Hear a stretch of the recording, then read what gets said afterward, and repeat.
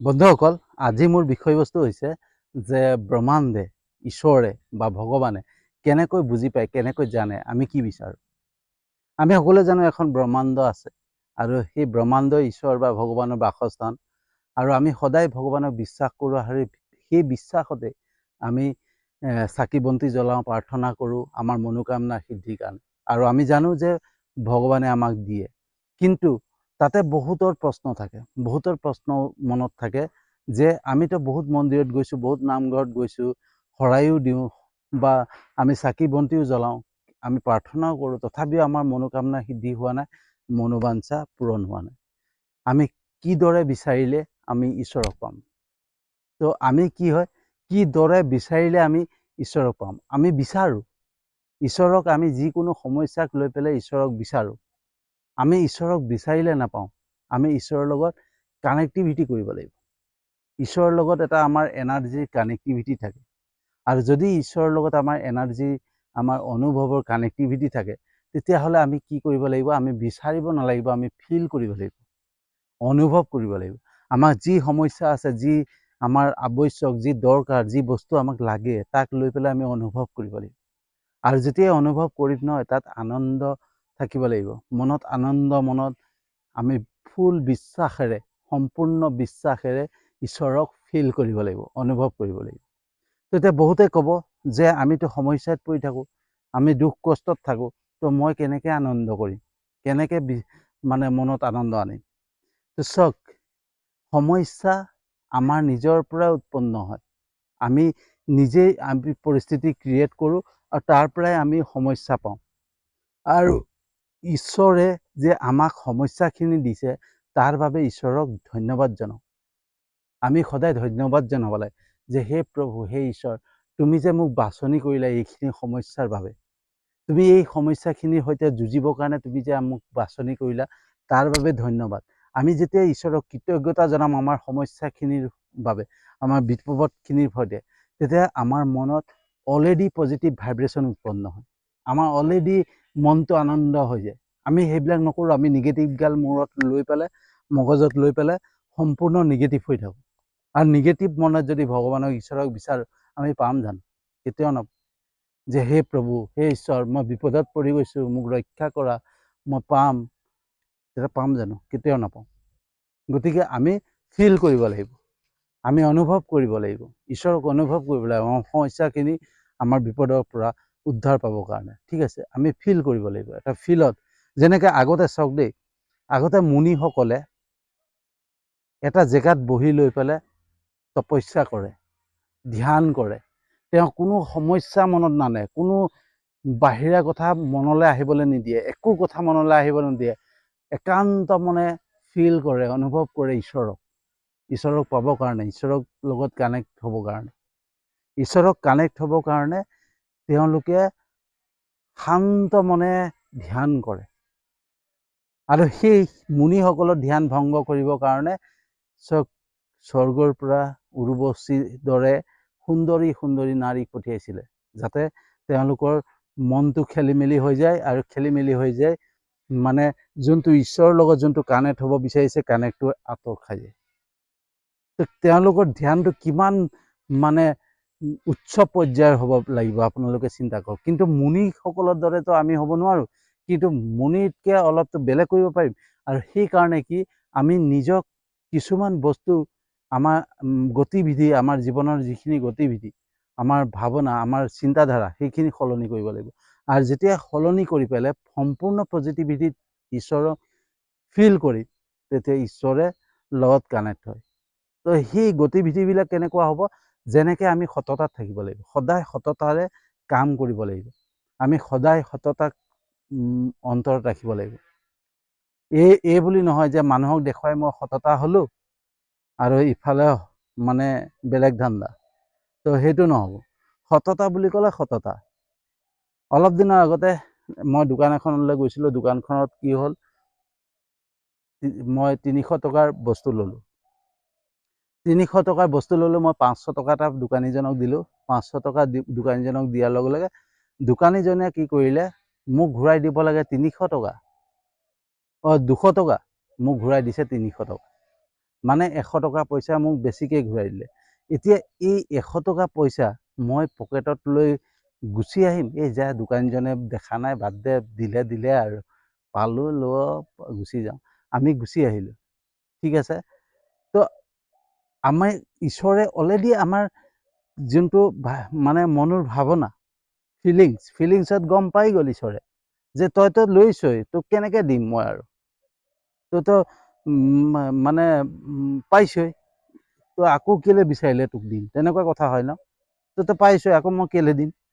তো আমি সততাত থাকিব লাগিব। তেতিয়া কি হয়, মই সেই পইচাটো 100 টকাটো মানুহজনক, দোকানীজনক ঘূৰাই দিলোঁ। ঘূৰাই দিয়ে, দাদা এইটো আপুনি 100 টকা এটা বেছিকৈ দিছিল। যেতিয়াই মই পইচাটো ঘূৰাই দিছোঁ, থেংক ইউ দেই, বহুত বহুত ধন্যবাদ। মই আচলতে একদম মানে নজনাকৈ আপোনাক পইচাটো মানে দিলোঁ যে, বহুত বহুত ধন্যবাদ। বহুতেতো পইচা লৈ গুচি যায়, আপুনিতো মানে ঘূৰাই দিলে, বহুত বহুত ধন্যবাদ দেই।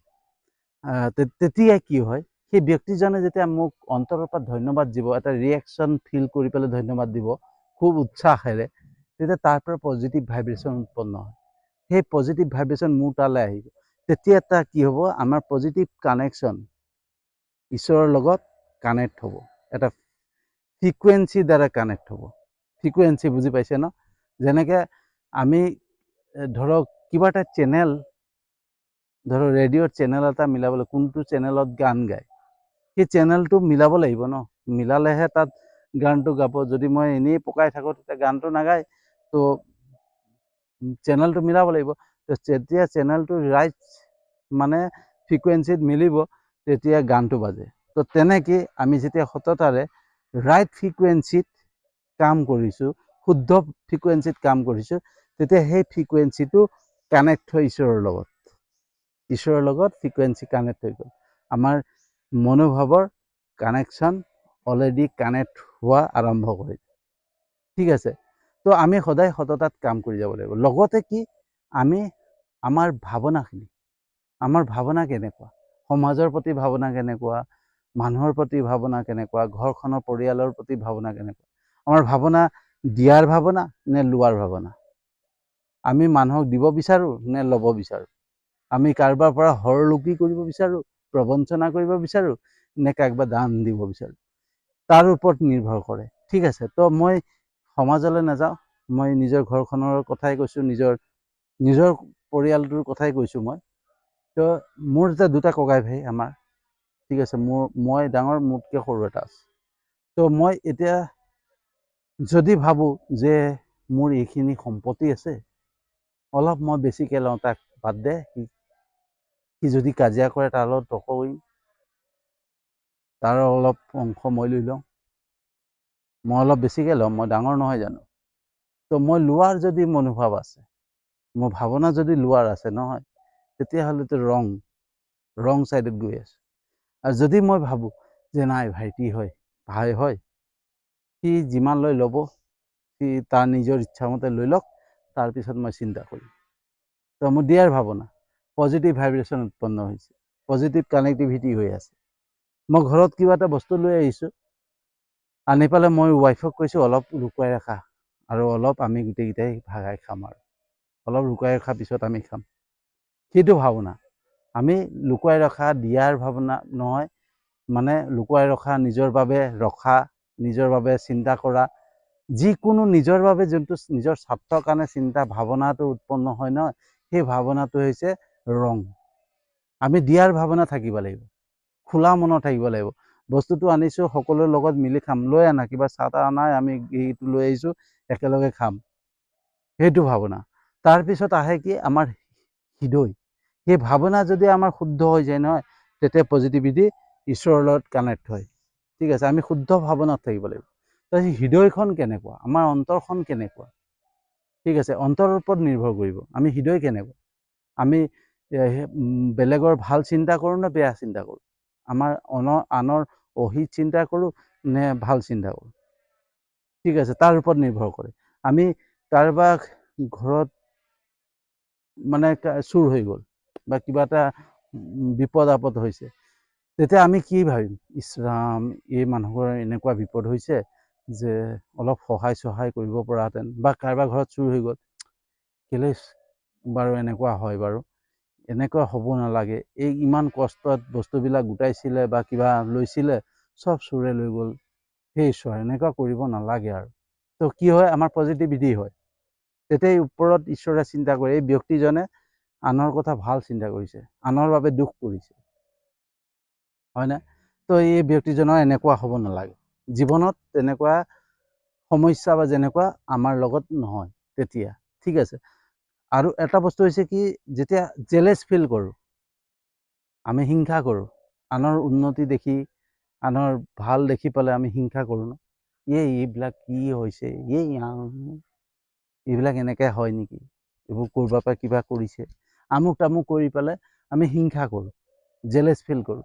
আৰু আপোনালোকে লিখি ৰাখি দিয়ক, কাগজ এখনত লিখি ৰাখক, যোনে জেলেছ ফিল কৰে, যোনে হিংসা কৰে নহয়, তাৰ কেতিয়াও পদোন্নতি নহয়, সি লাহে লাহে তলত পৰিব। হয়তো পূৰ্বজন্মৰ ফলত কিবা এটা ভাল হৈছিলে যদিও নহয়, তাৰ বেয়ালৈ আহি যাব। আপোনালোকে বা মই ভাল দেখি আছোঁ, কিন্তু ভিতৰি ভিতৰি তাৰ যে বেয়া উৎপন্ন হৈ আহি আছে, সেইটো সিহে গম পাব।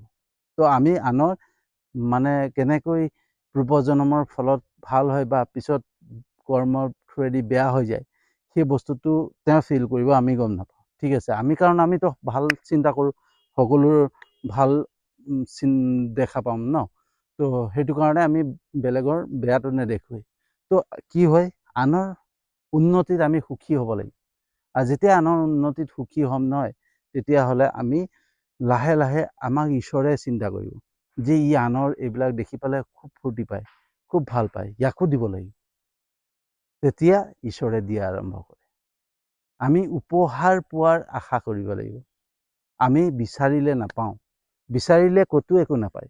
আপোনাৰ বিপদ হৈছে, সমস্যা হৈছে, ওচৰৰ মানুহ ঘৰত গৈ সোধক, গৈ চাওকচোন, মোৰ টকা পইচা কেইটামান দৰকাৰ হৈছিলে, টকা কেইটামান আপুনি দিব নেকি ধাৰলৈ, মই কেইদিনতে ঘূৰাই দি আছোঁ, বুজিছেনে? নাই নহয়, আমাৰো বিপদ বহুত, মানে নাটোৱে ওলায়, হয় না? কিন্তু সেই ব্যক্তিজনকে যদি কিবা বিপদত পৰিছে, কাৰোবাৰ মানে ডাঙৰ প্ৰব্লেমত পৰিছে, তেওঁক মই হেল্প কৰিছোঁ, সহায় কৰি দিছোঁ, বা তেওঁক শুদ্ধ মনেৰে তেওঁক মানে হস্পিটেল লৈ দিছোঁ বা কিবা কৰিছোঁ, কিবা হেল্প কৰিছোঁ আৰু, তেতিয়া সেই ব্যক্তিজনে হয় ধন্যবাদ দিব, নহয় এই পলাশ, এই ৰাজা, তুমি এইটো লোৱাচোন, তুমি চাহ তাহ খোৱা নাই বা কিবা এটা খাই ল'বা, হয় না? সেইটো উপহাৰ।